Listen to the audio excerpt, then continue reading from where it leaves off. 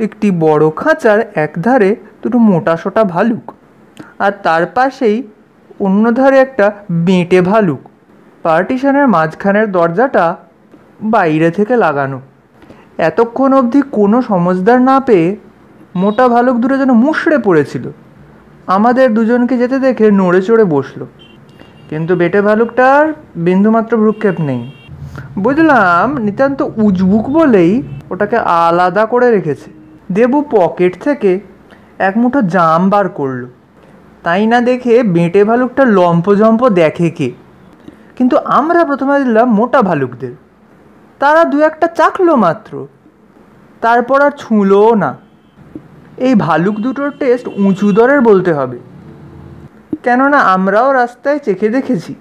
জামগুলো একেবারে অখাদ্য, এমন বিশ্রী জঘন্য জাম প্রায় দেখা যায় না। কিন্তু বেঁটে ভালুকটা তাই অম্লান বদনে সবগুলো খেলো, খেয়ে আবার হাত বাড়ায়। দেবু দু পকেট উল্টিয়ে জানান যে হোপলেস, তবু তার আগ্রহে নিবৃত্তি হয় না। বুঝলাম ব্যাটার বুদ্ধিশক্তি একটু কম। দেবু আমার কাছে আবেদন করে, এই অমল, দে না তোর একটা চকলেট এঁকে। আমি অগত্যা বিরক্তি ভরে একটা চকোলেট ছুঁড়ে দিই। ভারী হ্যাংলা তো। দেবু মাথা নেড়ে জানায়, ছেলে মানুষ কিনা বড় হলে শুধরে যাবে। কিন্তু ভালুকটা চকোলেট স্পর্শও করে না। জামের জন্য দেবুর জামার নাগাল পাবার চেষ্টা করে। আমি এয়ার গানের সাহায্যে চকোলেটটা সন্তর্পণে বাগিয়ে এনে বদন ব্যাদান করতেই দেবু বাধা দেয়, খাস নে, সেপটিক হবে।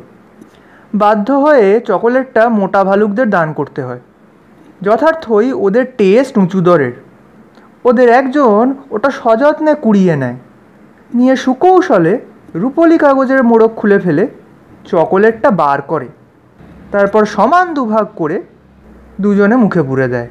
ভালুকদের মধ্যে এরূপ সভ্যতা সাধুতা আমি কোনোদিন আশা করিনি। একদম অবাক হয়ে যাই।